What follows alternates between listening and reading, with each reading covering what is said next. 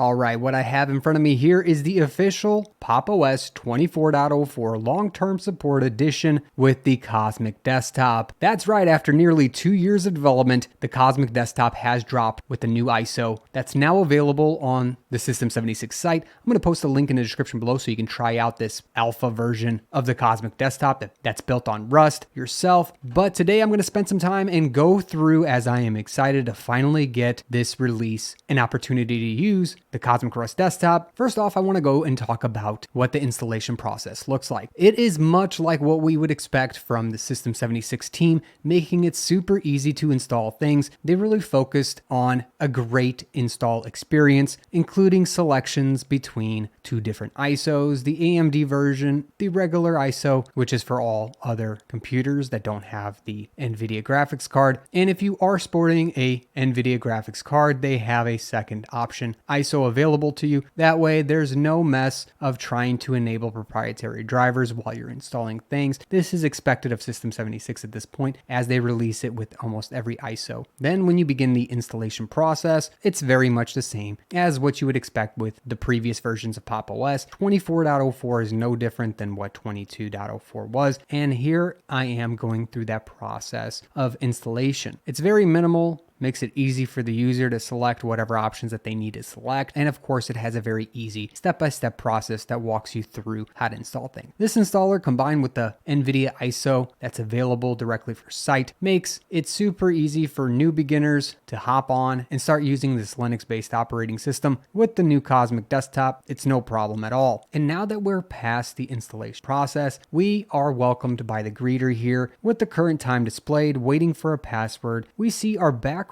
image, which is what the desktop actually has. And then we have a few options below that we can select from, including accessibility settings, keyboard settings, and other options as well. I will say that not everything is working properly with the desktop environment at this moment. And that's to be expected here because this is the alpha release. And with the alpha release, we're going to see bugs. You can see one right now in front of my screen, which I'm trying to actually boot back from a sleep or suspend mode, and things are just not working. What I had to do, of course, to remedy this issue is to completely reboot the system. All in all, not a big deal, as it came back up to the normal screen where I can enter in my password for the greeter. Now, I will mention, if you are trying to install this and test it out by yourself, it will require you to more than likely test this on a physical PC because it does require 3D acceleration from the graphics card. So anyways, I'm going to log in here to the greeter and we're going to see what things look like when I log in. Fantastic. The screen comes up. Now, one thing that I've ran into issues with already is the display. So right now, my settings are not actually extending across reboots, as I've had to mirror my screen multiple times in order to get it to work. I am capturing the video from a physical computer. That way you get to see the performance directly on physical hardware. Anyways, after that brief setting change, I have the Cosmic Desktop environment ready for me to interact with it. And if you're enjoying these types of videos, make sure to subscribe below, hit that like button for me as we dive deep into the desktop environment. Now, I will bring up a few more issues. Again, this is all expected. On the bottom, you will see a dock. Right now it's rounded, and we have the first option, which is selecting to launch the launcher, which allows you to get through the system fairly easily, do math. It's actually a pretty great system. Let's say we were looking for settings, for example. You saw how fast it found all the various different things that pertain to settings, including user access on the system,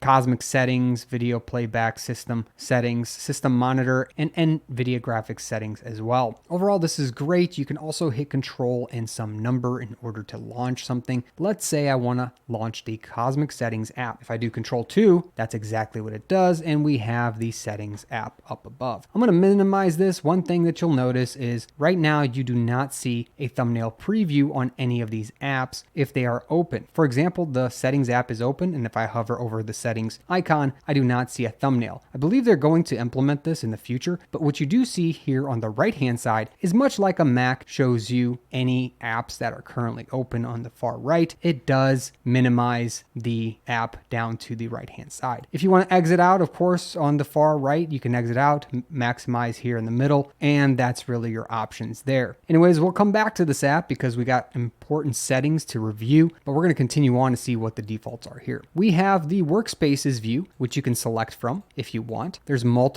was multiple. I selected the one and it disappeared. Another interesting issue, I did not actually create multiple workspaces, but you can also access this by the far left-hand corner and just by hitting Workspaces. Right off the bat, it's not obvious how to actually create a new workspace because you would kind of assume in this Workspaces view, you would be able to create another one. But hey, that's just an improvement that I believe can be made in the future. Right of that, we have a bar that shows you all your current apps and is a way to get around, sort of like a start menu, to find the various different apps on the system. Here you can search for things as well. If I typed in terminal, I can get any terminal that is on the system and already installed. If I hit escape, that just goes all the way out. Back in here, we have the Cosmic App Store, Cosmic Files, Settings, Terminal, Text Editor, and Firefox. That is on the library home. We also have Office, System, Utilities, and Test. If we wanted to make our own folder, we can. I created Test here. This was not originally here. So one thing that's not obvious is how to add an app into here. Well, you have the rename feature and the delete feature, which we'll use. In order to create Test here, I just had to hit Add Group, type in Test, hit Save, and that creates a brand new folder that I can put stuff in. Now, if I wanted to, let's say, actually put something in a test, I can move it by dragging and dropping,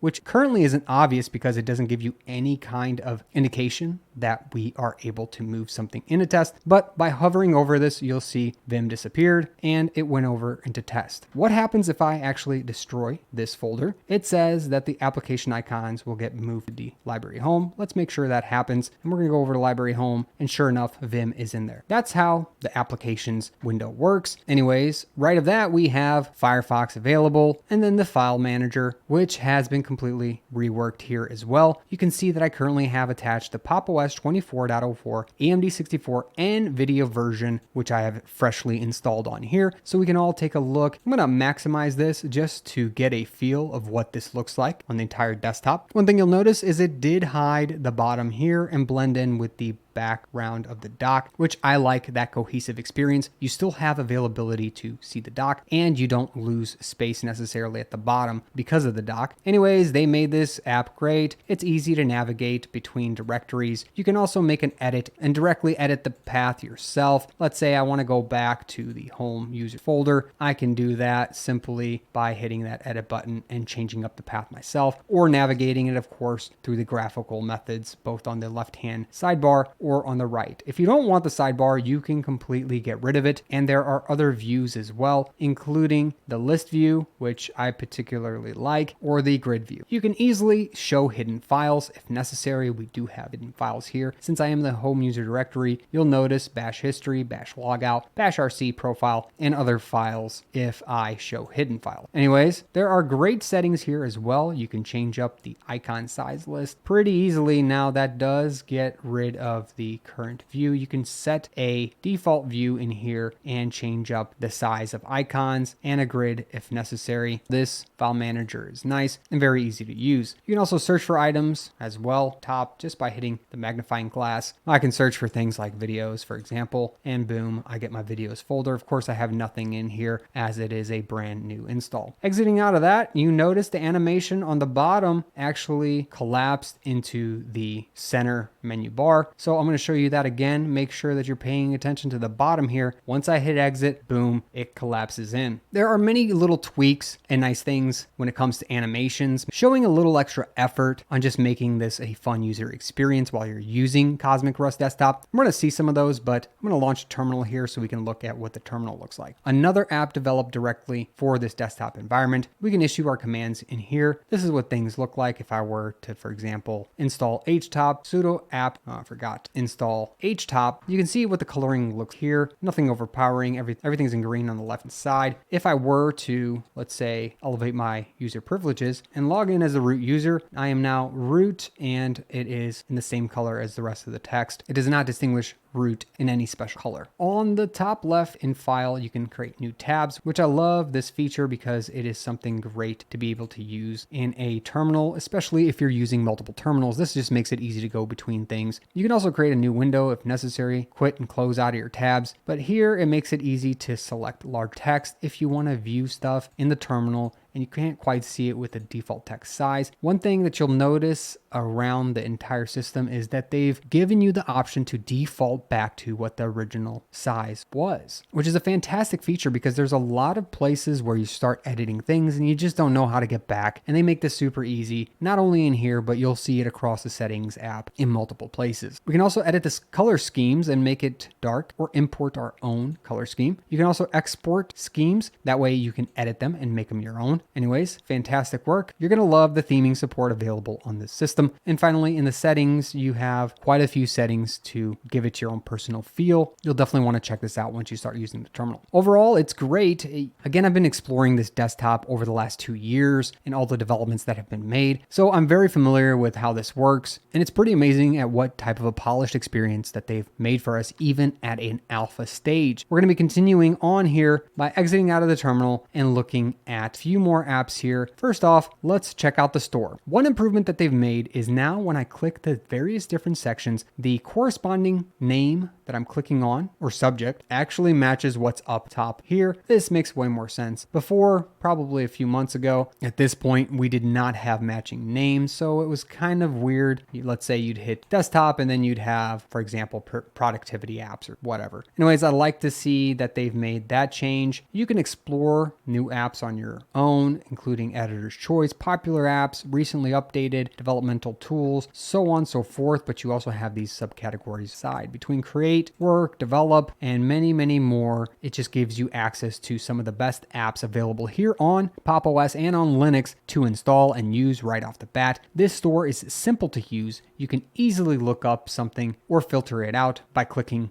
the magnifying glass and typing in, let's say, for example, Visual Studio, and look at that. Visual Studio code shows up. I can install this. Let me just show you what the install process looks like. If you want to, you hit install. You'll be required to put in an administrative password. After you've done that, things will go on. Right now, I don't have an internet connection, so it failed. Not a big deal, but we can see the setup here. We have Visual Studio Code, says it's for code editing, and we can hit the install button. It tells you who's the developer and how many monthly downloads have been there, according to FlatHub anyway. You have varying different pictures if they have screenshot available, and then a more in-depth description below all of that. We'll check out another app real quick. Let's just check out Kden Live. Again, very similar format here. What I do like is that they've added in this monthly downloads, which is an incredible thing. They pull it out of any hub or repo that they can get it out of. Clearly, FlatHub does support that type of number, so you're going to see it here, but there's going to be other repos that you may get software applications from that will not have that information. Anyways, continuing down, we can see anything that's installed currently on the system in our installed apps. It helps you open up that app really quick if necessary. You can also click on it and then hit the uninstall button. I wouldn't mind seeing the uninstall available here directly since already on your system and you understand that. You don't have to do the extra click and actually hit an uninstall, but maybe it's just a way to make sure that you don't uninstall it before you're ready, but it also has a confirmation screen so I don't get clicked. Either way, updates, it can check for updates and then you can simply click check for updates if necessary, but it says all applications are update, so nothing to update here. You can also get rid of the side menu like I showed you before with the file manager. You can do it here in the apps as well. Everything's super fluid, loads super quick. Search is fantastic because it is also quick. I know some of the applications, especially the GNOME store, is very slow when you go to search for applications and install them, what have you. It's annoyingly slow, so I do like the fact that they focused on making this super fast here. All right, we have settings here, which once you launch, you can get the varying settings. But before we do that, I want to show you a completely different view that you can access here with the Cosmic Rust desktop. By hitting Super and Y, we can toggle the mode to get tiling window port. And then we can use super arrow to get around which windows we currently have open. And then if we want to move something, that's simple too. Super shift arrow gets us around, and you can group things together or ungroup them however you want to approach that. It's a fantastic way. You can see all the beautiful animations that take place here while we're moving things around. It's very fluid and it works great. Again, just the attention to detail is fantastic here. We can also use super and then click around in order to do a very similar thing. We can move things around by also just holding down the mouse and moving things around in the tiling window port as well, making it very easy for people who don't know the shortcuts or have forgotten something. And you'll notice if I hover over something, I get this ability to stack windows. I love how they show you this because otherwise it wouldn't be intuitive that you could stack a window, but let's see what this does. If I let go, notice that I only have 3 windows now. Where did the 4th one go? Well, it became a stacked window. Notice up top here, we have Cosmic Terminal and Cosmic App Store. These are what are known as stacked windows, and it makes it much easier if you want to focus on a particular set of tiled windows, but you have 1 or 2 or maybe a bunch that you really don't want to focus on. You can put them in the stacked mode and easily go between those as well. How do you do that? Well, easy again. You just hit the super key and then use the arrows and you can get through them, right? So if you have stacked windows, it's first going to go through those stacked windows, and then if you keep going to the other position where the other windows are at, for example, I just kept hitting the right key, well, we go over to those other tiled windows. I can't understate how wonderful this experience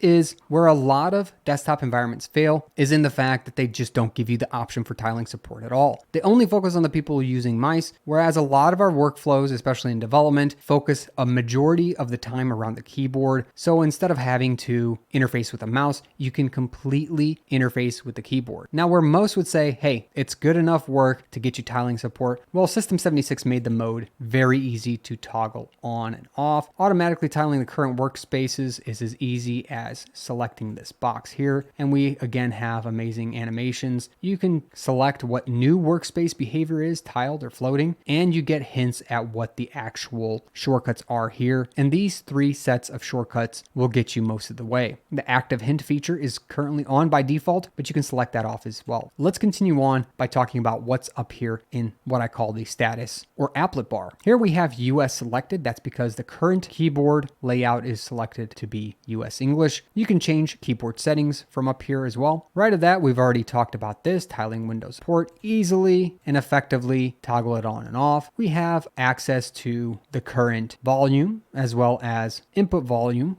for an external microphone. You can select your output or input devices and show media controls on the top panel. If you select this, you should get media controls whenever you open up a video or audio file, and you'll get controls to pause, play, and go to previous or the next track. Right of that, we have modes, including airplane mode, turning your Wi-Fi on and off, and selecting between which Wi-Fis you want to use. Right of that, we have a do not disturb, or where notifications show up as they come in. The do not disturb stops notifications from coming in entirely. Right of that, we have the Bluetooth applet. Now, why am I calling this an applet? Well, you can actually choose which applets exist up here, and third-party developers can create their own applets, and you can add them to this top status bar as you see fit. I'll show you how to do this in a brief moment, so make sure to stick around. Also, we're going to get to how much resource usage is being taken up after some period of time on this physical system for this desktop environment. I know a lot of you have asked for this, and I've been waiting at least until the alpha release in order to really show you in what realm we are kind of in when it comes to resource usage. But I want to talk about Bluetooth. Right now, this Bluetooth app is a little finicky. I turn it off and I turn it back on, and I search for devices, and it doesn't quite work. It gets stuck. There's something goofy on. I can't seem to get things connected with the Bluetooth version. Now, it was working in previous versions, so I'm not sure if there's currently a bug or just something happening with my system. I got to look into this, but I can't currently use it. Right of that, we have settings, including the lock screen, logging out, suspending the system, restarting and shutting down. I already told you that suspend is definitely not working on my system. It might for you. Let me know in the comments section below if you were able to get it working, but right now, as things stand, hibernation or suspension does not seem to work with this current image. Outside of all this, I'm going to go back into settings. Notice I hit settings and it had a dot below, and it highlighted the window that actually has settings displayed. Well, what if I want to only watch this in the tile mode? I just hit the maximize button and that's what comes up. Fantastic. We're interested in the desktop. We have many different things for adjusting and customizing our own appearance of this desktop environment, which I love because they didn't skimp out on this. this. A lot of desktop environments just don't focus on this. They're pretty much you get what you get and you can't change things up. I believe that this is going to get even better as the days and weeks go by with this alpha release now underway. I'm hoping to see even more customization on the desktop environment and theming support. But let's go through what's currently available. You can set your wallpaper and fit it however you want. You can select a slideshow format where it goes through various different wallpapers, and overall it's just as much as you need, nothing you don't. You can also add your own images. Back to the desktop settings, we have appearance. Now appearance is where things get interesting. You can select between the light and the dark mode and automatically actually switch between the two modes. Accent colors are also chosen from here. So you'll notice if you don't like the blue that's accented currently on the desktop environment, you can select between any of these colors. But not just these colors, you can also select own and match a color on the desktop want. What's nice too is as you're changing this, it's being applied background. That way you can tell what the accent colors are actually doing. If you want, for example, let's just go pretty wild and go green for a second. You can see,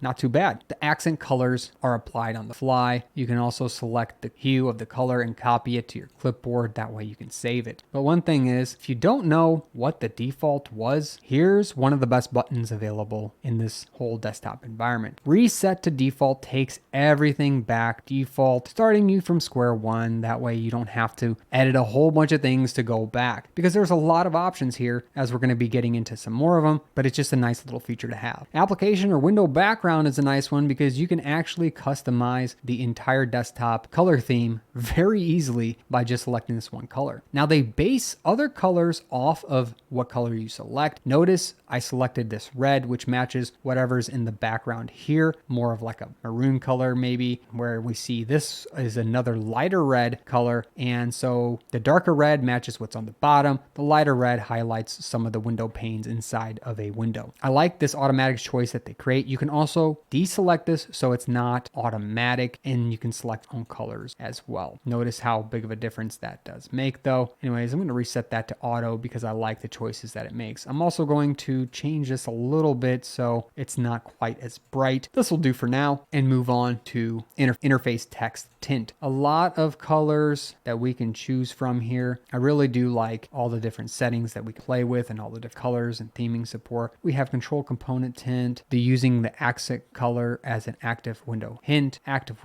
color. We also have style. If you don't like round objects, well, you can select slightly round or even square objects. That's right. A lot of you complain about having radiuses everywhere. Well, now you can turn your radiuses off. Notice how the sharp corners come back in to play on the left-hand side and around all these varying different accent boxes. If we select the round, we notice a rounded edge again. We can change the active hint size and gaps around tiled windows. If you need more or less of a gap, easy to change here. And finally, experimental settings, which require you to apply this theme to basically all apps, including GNOME apps. You can choose between Humanity, Iwata, Humanity Dark, Pop, and other different icon sets and themes. And finally, we're going to reset to default, as the default seems pretty nice as far as appearance goes. One fantastic thing that you cannot miss is the import and export feature. You can export this theme right to a place on your system. That way you can easily get back to it at any point in time and re-import it whenever you want. It's as easy as hitting import, selecting it, hitting open, and boom, you have your imported appearance. That way you can save things and even send it to friends that are also using the Cosmic Desktop environment here, and share and customize yourselves. An absolutely fantastic feature. They couldn't have made that easier. You're noticing a lot of ease of use focused here on the user experience and user interface. Don't be amiss. They have really focused on refining the user experience. Panel allows you to go into even more settings for your panels, so you can add gaps between panels and screen edges, change up the size completely. That way we can see icons a little easier. Notice up top, the panel icons definitely changed. We'll keep them here just because. We can also change the opacity. How many of you would like to do that? No more installing some extra extension to completely bloat the system just to get transparency. Instead, it's directly there. One other thing I want to get into is applets. These up here are known as applets on the panel bar. You can actually switch these around however you want. It gets changed real time, and you can add in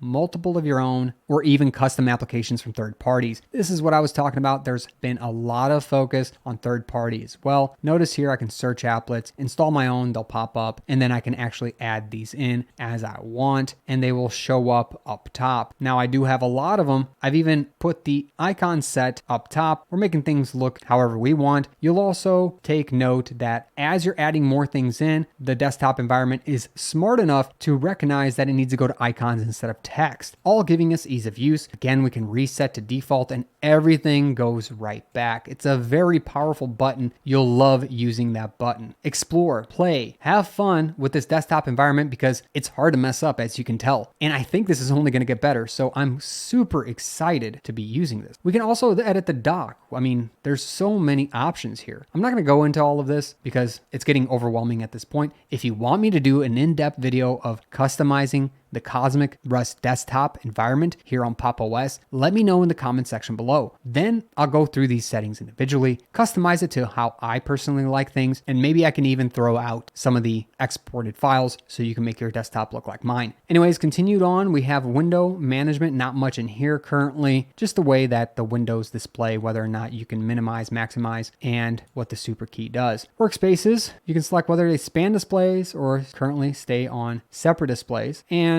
choose whether the workspaces show up in a vertical or horizontal format. And that covers all the desktop current setting. We have display, power, input devices, time language, and system and accounts. Overall, a very smooth experience. On the left-hand side, we have workspaces, and we can select between the varying different applications as necessary. I have this other workspace as well to clean things up. And then this is an underrated view because you can also select between your applications very easily by just using the workspaces view. If you get caught up and you're like, oh, where is it on my screen or whatever, just click workspaces and select the application. Applications again leads you to the screen that gets you all applications. And finally in the middle, you have a simple calendar and you can edit the date, time, and calendar settings here. So my first impressions here that this is a great solid desktop, especially for being an alpha version. You can see how much detail, how much effort, and how much time the team put into this desktop environment by giving us an alpha release like this. I'm confident that we're going to be getting a solid desktop environment in the coming months, as it is pretty much already there. Now, one of the big things I want to cover that I haven't quite yet is the resource usage with this current version of the Cosmic Rust desktop. Let me first get connected to internet and then we'll check things out. And now that I'm connected, I'm going to close out of everything real quick. That way we can have a good idea of what it looks like by just running the base desktop environment. With everything closed out, I'm going to launch a terminal and make the text larger so we can see things. I'm going to do sudo apt install. Just do htop, easy to use, so we can see what kind of resource usage is here on this desktop environment. By launching htop, we notice that there's around 0 to 3% of CPU usage across these 4 cores that I have. Memory usage is around 1.44 gigs out of 32 gigs currently. That is seemingly a lot of memory being used. Let's take a look and see what's taking up so much memory. It looks like a lot of this is actually coming from the compositor as well as the terminal here as I'm using it. Clearly, there's some optimizations that need to be made here for the desktop environment and the amount of memory usage that it's taking, because when you compare this to GNOME, you're probably in the ballpark of GNOME. GNOME might actually be a little less, maybe 1.2 gigs. I know there's a lot of work to be done here yet, so definitely not taking anything away from the desktop environment. Just thought I'd share the resource usage as we're currently jumping around 0 to 10%, 1.4 gigs of memory out of 32, tasks 134, 337 threads, 136 kernel threads, and this system has been up for around 42